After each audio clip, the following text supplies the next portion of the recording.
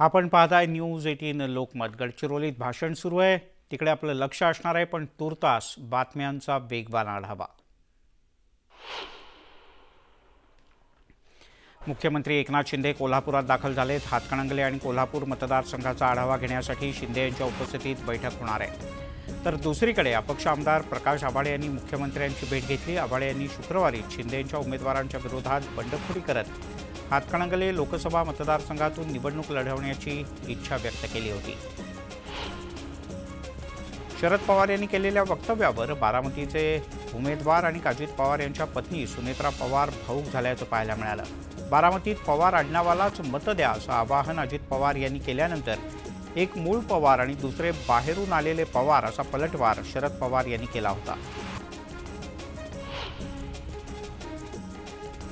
बारामती लोकसभा निवडणुकीसाठी विद्यमान खासदार महाविकास आघाडीच्या उमेदवार सुप्रिया सुळे आणि महाआघाडीच्या उमेदवार सुप्रिया सुळे आणि महायुतीच्या उमेदवार सुनेत्रा पवार 18 एप्रिल रोजी पुण्यात आपापला उमेदवारी अर्ज दाखल करतील। याशिवाय आणखीन कोण कोण उमेदवारी अर्ज दाखल करतं याकडे सगळ्यांचं लक्ष लागलंय। मंत्री गिरीश महाजन आणि अजित पवार यांच्यात पुण्यात एक बैठक झाली। यावेळेला त्यांच्यासोबत धाराशिवचे आमदार राणा जगजित सिंह सुद्धा उपस्थित होते। या तिघांमध्ये तब्बल तासभर चर्चा झाल्याची माहिती आहे। माढा इथे रणजितसिंह निंबाळकर यांच्या उमेदवारीला विरोध करण्यात येतोय। माढा लोकसभा मतदारसंघातून फडणवीस, चंद्रकांत पाटील, बावनकुळे किंवा दिल्लीतील कुठल्याही नेत्याला आम्ही निवडून देऊ, पण रणजितसिंह निंबाळकर यांना निवडून देऊ शकत नाही। त्यामुळे आपण माढ्यात तुतारी फुंकणार, युती धर्म पाळणार नाही असा निर्धार रामराजे निंबाळकर यांचे बंधू रघुनाथराजे निंबाळकर यांनी केला आहे। माढा मतदारसंघात मोहिते पाटील यांच्या राष्ट्रवादीत शनिवारी प्रवेश होतोय। यासाठी शरद पवार, सुशीलकुमार शिंदे हे उपस्थित राहणार आहेत। यंदाचा वाढदिवस आपण गारपीटग्रस्त शेतकऱ्यांच्या बांधावर जाऊन केला, म्हणून जनतेच्या मनात असेल तर वाढदिवस साजरा करू असा विश्वास धैर्यशील मोहिते पाटील यांनी व्यक्त केला।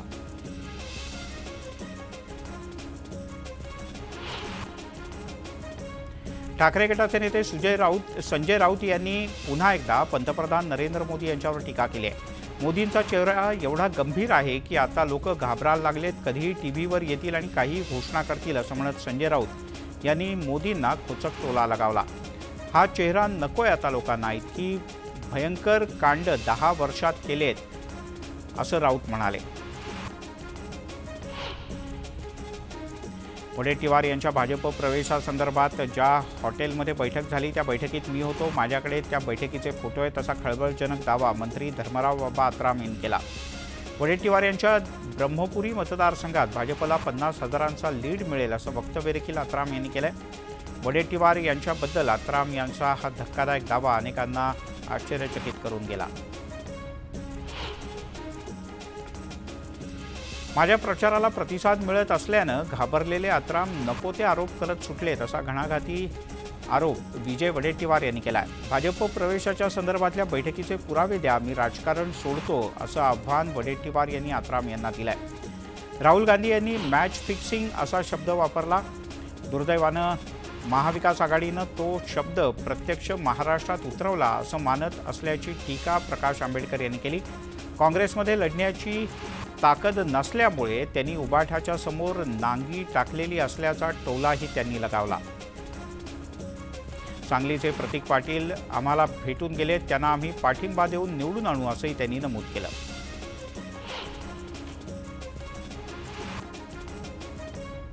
भंडाऱ्यातील राहुल गांधी यांच्या सभेनं विशेष फरक पडणार नाही असं वक्तव्य भंडारा गोंदियाचे भाजपचे उमेदवार सुनील मेंढे यांनी केलं आहे।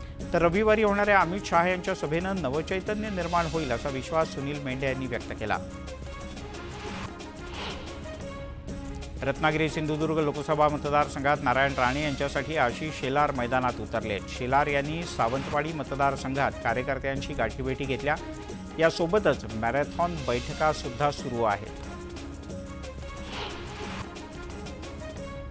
महायुतीच्या उमेदवार पंकजा मुंडे यांनी आपल्या बॅनरवर शिवसंग्राम आणि दिवंगत विनायक मेटे यांचा फोटो मित्रपक्ष म्हणून वापरलाय, मात्र यावर शिवसंग्रामनं आक्षेप घेतलाय। पंकजा मुंडे यांनी आपल्या बॅनरवरचा हा उल्लेख टाळावा असं पत्रक शिवसंग्रामनं काढलं आहे।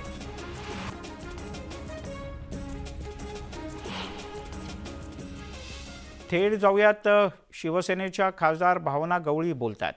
प्रधानमंत्री या पदावर विराजमान झाले त्यावेळेला 14 मध्ये आपण या रेल्वेला खऱ्या अर्थाने फार गती दिली. जमीन अधिग्रहण हा फार मोठा विषय असतो आणि त्याला माझे 7 वर्ष गेले. त्यानंतर आपण PM पोर्टलवरती त्याला गती देण्यासाठी समाविष्ट केलं आणि त्यानंतर त्याला एवढी गती आपण दिली की आता आज आपण बघतोय की मागच्या 2 महिन्यापूर्वी आदरणीय मोदी साहेब हे यवतमाळमध्ये आले असताना आपण हिरवी झेंडी या वर्धा नांदेड यवतमाळच्या कळंब ते वर्ध्यापर्यंत रेल्वे चालवण्यासाठीच्या दृष्टिकोनातून झेंडी दिल्या गेली. आता रेल्वे ही यवतमाळमध्ये आलेली आहे आणि यवतमाळकरांची ही जी काही अपेक्षा होती, आशा होती, स्वप्न होतं त्याला पूर्णत्वाकडे नेण्याचं काम यवतमाळ वाशिमची खासदार म्हणून मी केलेलं आहे. त्याचबरोबर मोठ्या प्रमाणामध्ये रस्त्याचं जाळं हायवेच्या माध्यमातून आपण या ठिकाणी विणलं आणि मला सांगताना आनंद वाटेल की एकही रस्ता आज रोजी नॅशनल हायवेने किंवा हॅमच्या रस्त्यांनी सुटलेला नाही. संपूर्ण ठिकाणी आता रेल्वे आणि हायवेचं जाळं आपण या ठिकाणी विणलेलं आहे. त्याचबरोबर मला या ठिकाणी सांगताना अजून आनंद वाटेल की शकुंतला रेल्वे ही यवतमाळ, वर्धा आणि अकोल्यामधून आणि वाशिममधून जाते. या रेल्वेसाठी कित्येक वर्षापासून मी प्रयत्न करत होते.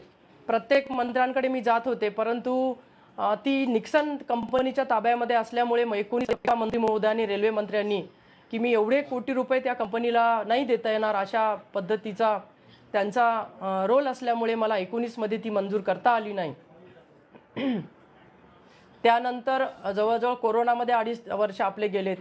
नंतर याच आपल्या राज्याच्या रेल्वे राज्यमंत्र्यांकडे परत आम्ही कंपनीला नोटीस दिली.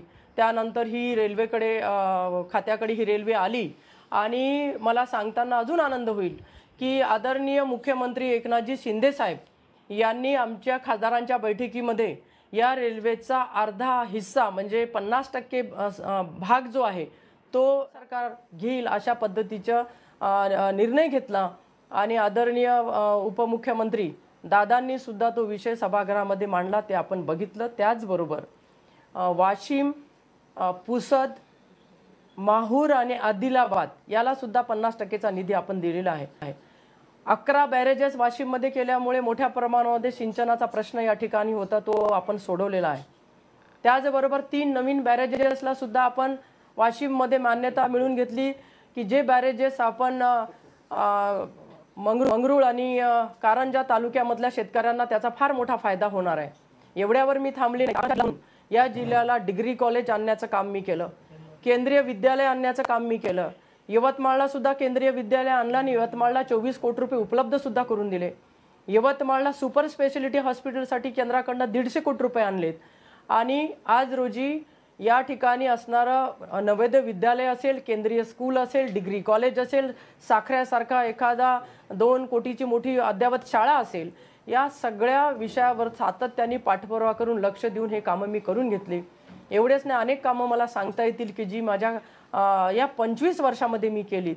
आणि हे कामं मी आपल्याला का सांगते तर बऱ्याच वेळेला अशा चर्चा झाल्यात की खासदारांनी काम केलं नाही किंवा त्याच्यामुळे त्यांना उमेदवारी मिळाली नसेल वगैरे वगैरे ज्या काही चर्चा होत्या, त्या चर्चेला कुठेतरी उत्तर द्यावं म्हणून आज मी हा माझा या ठिकाणी केलेला हा जो काही लोकाजोका आहे तो तुमच्याकडे मी सगळा देणारच आहे. याच्यामध्ये संपूर्ण माहिती आहे, कदाचित माझी काही माहिती सुटली पण असू शकते. तर या ठिकाणी छत्रपती शिवाजी महाराजांच्या पुतळ्याची मागणी होती, तोही केला. आंबेडकरांच्या पुतळ्याला मोठ्या प्रमाणामध्ये निधी सुद्धा मी या ठिकाणी दिला. अशी जी कामं आहेत ते कामं या मतदारसंघामध्ये गेल्या 25 वर्षामध्ये केलेले आहेत.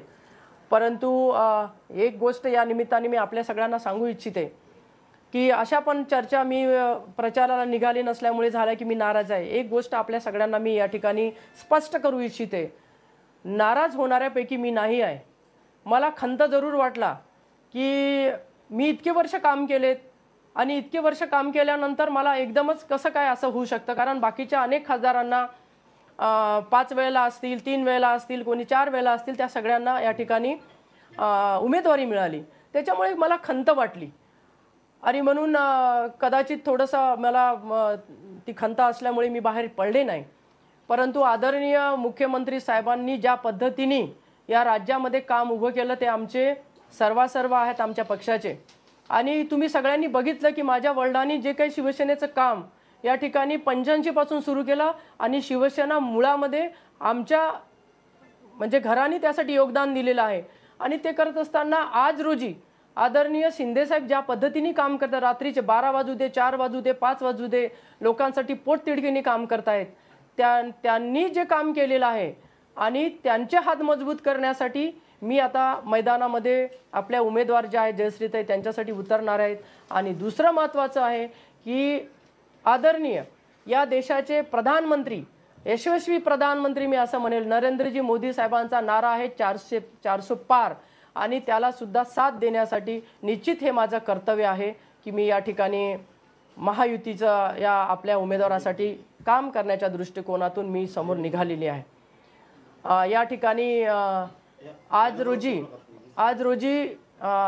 जो काही प्रचार आमचा बाकीचा आमच्या पक्षाचे मित्र पक्षाची सगळी मंडळी करतायत त्यांना पुढे उद्यापासून किंवा आजपासूनच या ठिकाणी आमचं सहभाग लागेल। आत्ता एक मीटिंग आम्ही ठेवलेली आहे, उद्या पण आम्ही आमचे मेळावे या ठिकाणी ठेवणार आहोत आणि निश्चित या ठिकाणी जयश्रीताईला विजयी करण्यासाठी माझी घोडदौड असणार आहे। काही काल यवतमाळमध्ये पत्रकार परिषद झाली, मुख्यमंत्र्यांनी सांगितलं की ताईंना वेगळी काहीतरी जबाबदारी देणार। मी आपल्या सर्वांना एक गोष्ट या ठिकाणी सांगू इच्छिते की मी गेल्या 25 वर्षापासून काम करते आहे शिवसेनेची खासदार म्हणून काम। भावना कवळी यांनी स्पष्ट केलं की मी नाराज नाही आणि उद्यापासून बाहेर पडून वेगानं प्रचार करणार आहे। आणि आता पुन्हा एकदा बातम्यांचा वेगवान आढावा। बीड जिल्ह्याच्या लवळमध्ये झालेल्या वादळी पावसानं आंब्याची झाडं कोसळून पडली आहेत। झाडाखाली दबल्यानं एका म्हशीचा मृत्यू झाला। यात शेतकऱ्याचं मोठं नुकसान झालंय। लवकरात लवकर पंचनामे करून आर्थिक मदत मिळावी अशी या शेतकऱ्याची मागणी आहे। बुलढाणा जिल्ह्यामध्ये अवकाळी पावसानं अक्षरशः हाहाकार माजवलाय। सिंदखेड राजा, देऊळगाव राजा, संग्रामपूर, नांदुरा आणि खामगाव या तालुक्यात पावसानं मोठ्या प्रमाणात शेतकऱ्यांची पिकं नासवली आहेत। शेतात उभं असलेलं पीक जमीनदोस्त झालंय तर गारपिटीनं तब्बल 309 कुटुंब बेघर झाले आहेत। सरकारनं मदतीचा हात द्यावा अशी मागणी करण्यात येते। बीड जिल्ह्याच्या वडवणी तालुक्यात 10 गावांना जोडणाऱ्या रस्त्याचं काम अतिशय निकृष्ट दर्जाचं होत असल्याचा आरोप ग्रामस्थांनी केला आणि काम बंद पाडलं। रस्त्याचं काम चांगलं करण्यासाठी जिल्हाधिकाऱ्यांच्याकडे तक्रार करण्यात आली। निकृष्ट काम करणाऱ्या कंत्राटदारावर कारवाई करण्याची मागणी ग्रामस्थांनी केली आहे।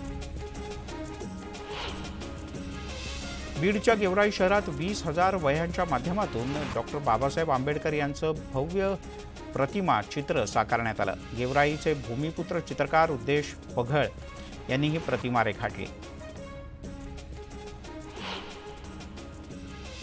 आयटी नगरी हिंजवडी परिसरात एका दुकानाचं शटर तोडण्याचा प्रयत्न करत असलेल्या चोरट्यांची दृश्य सीसीटीव्ही कॅमेऱ्यात कैद झाले। या दृश्यांमध्ये दुचाकीवर आलेले चोरटे एका कटरच्या साहाय्यानं दुकानाचं शटर तोडताना दिसतायत। स्थानिकांनी आरडाओरडा केल्यानंतर या चोरट्यांनी तिथून पळ काढला। रत्नागिरी जिल्ह्यातल्या खेडमधील भरणे नाका इथे कार, 2 ट्रक आणि रिक्षाचा अतिशय विचित्र अपघात झाला। या अपघातात रिक्षाचालक गंभीररीत्या जखमी झालाय तर कारचं मोठं नुकसान झालंय। बारामती शहरातील जामदार रोडवर असणाऱ्या जाधव खत्री अपार्टमेंटमध्ये पती पत्नीचा खून झाला। दिवसाढवळ्या खून झाल्यानं परिसरात एकच खळबळ उडाली। खुनाचं कारण समजू शकलेलं नाही। पोलीस या प्रकरणाचा शोध करतायत। आम्हाला संमिश्र सरकार हवंय, एक व्यक्ती एक पद हे 10 वर्षात दिसून आलं। महायुतीला पाठिंबा देण्यासाठी सर्वजण एकत्र येत आहेत। एकाधिकारशाही देशाला घातक असल्याचं उद्धव ठाकरे म्हणाले। हुकुमशहाला स्वीकारणं देशासाठी योग्य नाही। संमिश्र सरकार नको असं एकेकाळी वाटायचं, पण संमिश्र सरकारच्या काळात सरकार चांगलं चालतंय दिसून आल्याचं सुद्धा त्यांनी नमूद केलं। मोदींनाच पंतप्रधान बनवण्यासाठी आम्ही महायुतीला पाठिंबा दिला असून मनसे महायुतीच्या प्रचारात उतरणार असल्याचं राज ठाकरे यांनी म्हटलंय। मोदी नसते तर राम मंदिर उभं राहूच शकलं नसतं। कलम 370 हटवण्याचा निर्णय हा पूर्ण अर्थानं ऐतिहासिक निर्णय। मोदींचं नेतृत्व खंबीर असल्यामुळेच त्यांना पाठिंबा देत असल्याचं राज ठाकरे यांनी स्पष्ट केलं। पंतप्रधान नरेंद्र मोदी यांना गुजरात प्रिय असणं स्वाभाविक आहे, पण त्यांनी सर्व राज्यांना समान न्याय द्यावा असं राज ठाकरे यांनी म्हटलंय। गड किल्ल्यांचं संवर्धन झालंच पाहिजे. मराठी भाषेला अभिजात भाषेचा दर्जा मिळावा या मागण्या आपण पुढे करत असल्याचंही राज ठाकरे यांनी म्हटलंय.